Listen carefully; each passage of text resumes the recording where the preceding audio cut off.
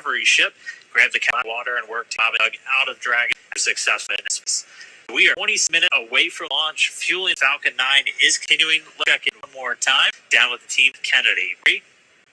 All right, thanks. We are so pumped right now because they've caught up, and it looks like we might actually do this today. If you're just joining us, we are now 25 minutes, 46 seconds, and counting from the first launch of astronauts to the International Space Station from U.S. in 9 years. This will mark the beginning of a new era where more people will be able to space than before. And I wonder with you, it's a poll still early. If you could go to the moon, it's not where the astronauts are going to be, they're going to the space, but if you could go to the moon, would you visit the South Pole, or the 11 landing site?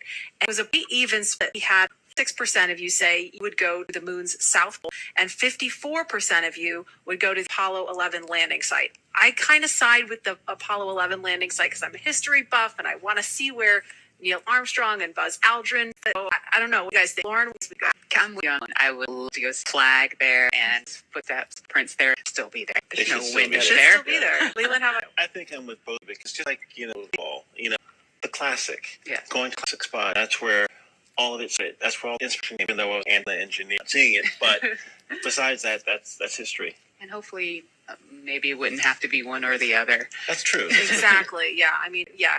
We're going to learn more from where we've never been before, exactly. And so we go to the South Pole too. And we are thrilled to see all of you following along online. Thank you for answering our poll, and we're going to go over to Tahira, who's been monitoring all the action with less than 25 minutes to go. Tahira, I'm sure things are heating up online. I mean, you're completely right. Now that we have that go for launch, people are on the edge of their seat right now, waiting on this historic moment to take flight. As you can see, photos are still coming in of just everyone around the country. It's really a touching thing to see how everyone's excitement going from Wednesday's first. So we took a look at numbers, and we're now 3 million people tuning in for this historic launch. And so, for me personally, I just want to wish Doug the best of luck. This will be my own first time watching humans lift off to space from the United States, and it's just going to be a super emotional moment. For that, Marie, back to you at Kennedy for these last minutes before launch. All right, thanks, Tahira. And Leland, we got 20 minutes change. So what do you think about the feeling right now? I think, very calm, cool, like test pilots, but I think about what are the steps that have to take for a function that happens. So stuff is all kind of automated, but something happens where they have to intervene with those touch screens. That's really key.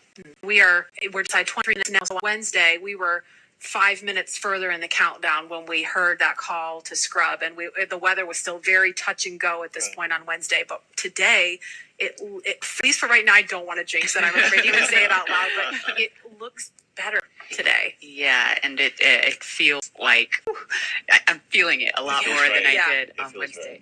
Right. And speaking of Bob and Doug and them being really calm and cool and collected, having had the opportunity to be in meetings with them and to watch them train, I have to say, and to my friends who work with them every single day, the feedback is always just what great people they are, right. And just how not just bright and sharp they are, but just good people. Right. And around the office, we often refer to them as the dads. The dads? They're dads. They're dads. Our dads. Okay. And we've met their families. And when you see people on that very personal level, it starts to mean so much. They are a part of our team. They're not a customer. They're our team. They're not a payload. Our team, their family. And so we're just so excited to see dads up there today. Yeah. Go dads. Yeah. All right, we're going to go sit over to Gary for an update from Houston. Gary?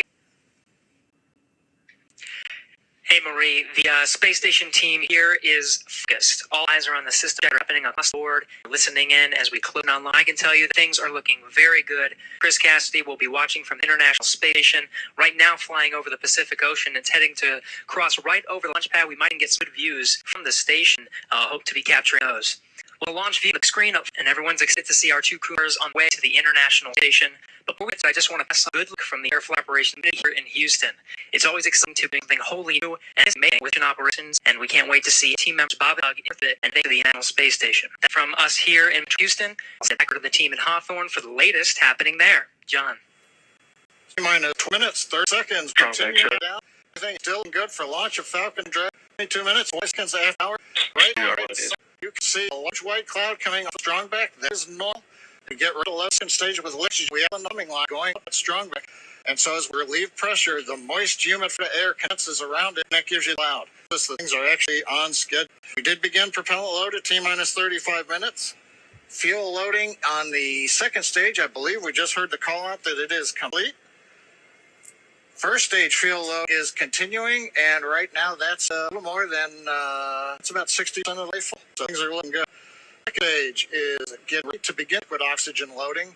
They finishing in the lines on the monitor. They'll begin load T-minus 16 minutes, 3 seconds. The range right now is red sport. Weather continues to be go. As we inch our closer, we're keeping our fingers crossed. We're waiting to hear if anybody comes out an issue. But for the moment, as you can see on the screen, it looks good. Now on the Dragon, the mission director and team are reporting issues. They've been communications. Arm, you can see, is retracted away from spacecraft. The crew is strapped in and they're ready to go. Now, final instructions will be to the crew at T-minus 10 minutes. The crew displays will be configured for launch, and that will give Bobby and her insight into how launch and updates on vehicle health. We've already heard the crew give their go, close their visors, and for launch. For Dragon, it'll enter terminal at T-minus 5 minutes. Transitions to internal power. We'll hear continued call out on CountNet. Get close to end liftoff. Right now at T-minus 18 minutes, everything to be for an on-time launch. So things are pretty good.